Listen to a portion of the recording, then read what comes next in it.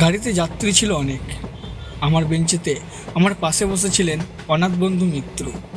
বেটে খাটো মানুষটি, বছর 50 আন্দাজ বয়স, মাঝখানে টেরিকাটা কাঁচাবাঁকা চুল, চোখের চাহনি তীক্ষ্ণ, আর ঠোঁটের কোণে এমন একটা ভাব যেন মনের আনাচে কানাচে সদাই কোনো মজার চিন্তা ঘোরাফেরা করছে। পোশাক আশাকের ব্যাপারেও একটা বিশেষত্ব লক্ষ্য করলাম।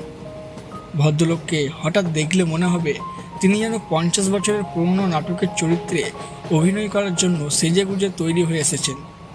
ওরকম কোট, ও ধরনের শার্টের কালার, ওই চশমা, আর বিশেষ করে ওই বুট জুতো, এসব আর আজকালকার দিনে কেউ পরে না।